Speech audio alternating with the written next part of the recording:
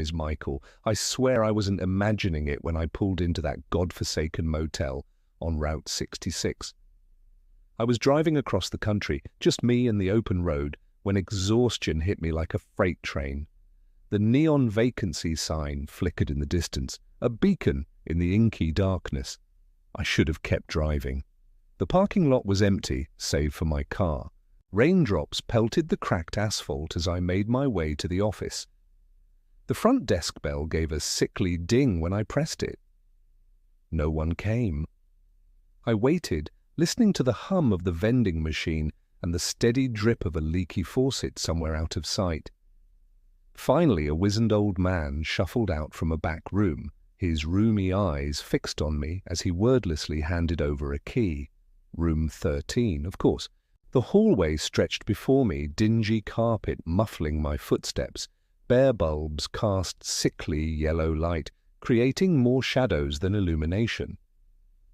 I found my room and hesitated before inserting the key. Something felt off, but it was probably just my imagination, fueled by too many hours on the road. I pushed open the door and was hit by the musty smell of damp and decay. The room was small, furnished with sagging furniture that had seen better days decades ago. A single bulb hung from a chain, buzzing faintly as it swung in a non-existent breeze. As I set my bag down, something caught my eye. The wallpaper, faded and peeling, was marred by strange scratches. They formed no discernible pattern, just frantic, desperate gouges in the plaster beneath.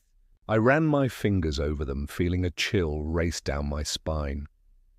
Shaking off my unease, I decided to grab a quick shower before bed. The bathroom was tiny, with cracked tiles and a mirror spotted with age. The shower sputtered to life reluctantly, water barely lukewarm. As I washed away the grime of the road, I could have sworn I heard something. A whisper, maybe, or footsteps in the hallway outside. I turned off the water, straining my ears. Silence. Just the steady drip of the leaky showerhead. I must be more tired than I thought. Wrapped in a threadbare towel, I stepped back into the main room. The scratches on the walls seemed more pronounced now, almost pulsing in the dim light. I blinked hard, and they were just scratches again. Sleep. I needed sleep. I crawled into bed, springs groaning in protest. The sheets were scratchy against my skin, smelling faintly of bleach and something else I couldn't quite place. I closed my eyes, willing myself to relax. That's when I heard it. Footsteps. Slow, deliberate, moving past my door. I held my breath, listening intently. They paused right outside. The door handle rattled ever so slightly. My heart pounded in my chest as I stared at the door, willing it to stay closed. After what felt like an eternity, the footsteps moved on.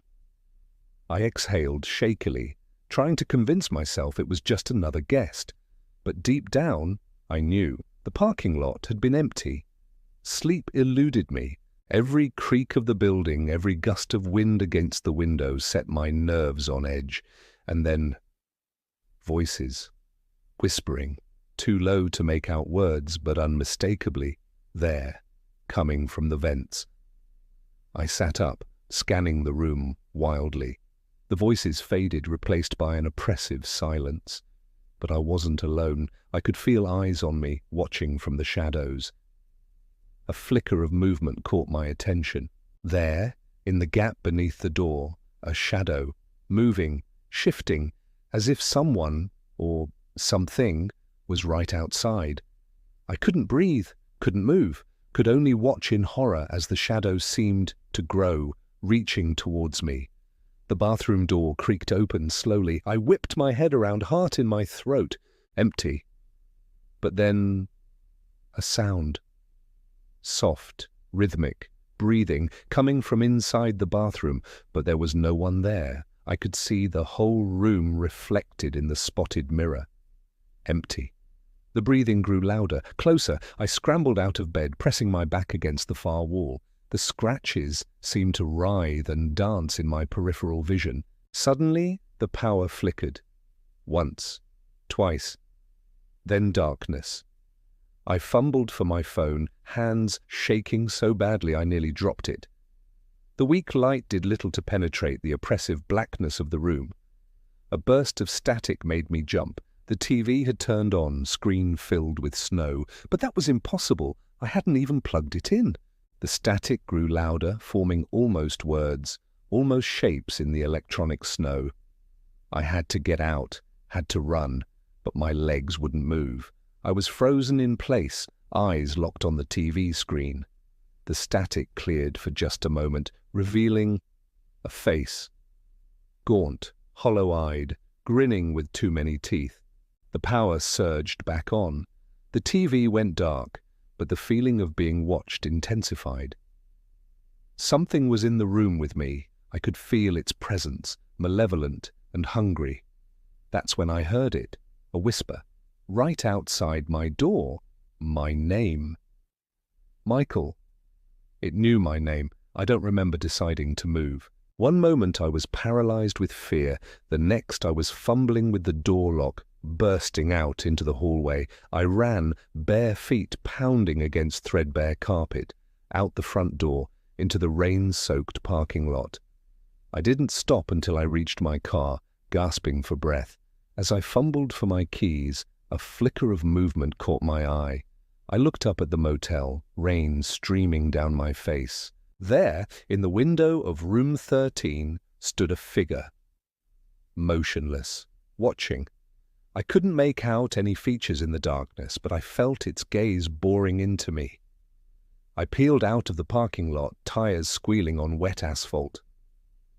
I drove all night, putting as much distance between me and that cursed motel as possible. But even now, miles away and years later, I can't shake the feeling that something followed me home that night. Something that whispers my name in the dark, waiting for me to let my guard down. I swear I wasn't imagining it. But sometimes, in the cold light of day, I almost wish I had been.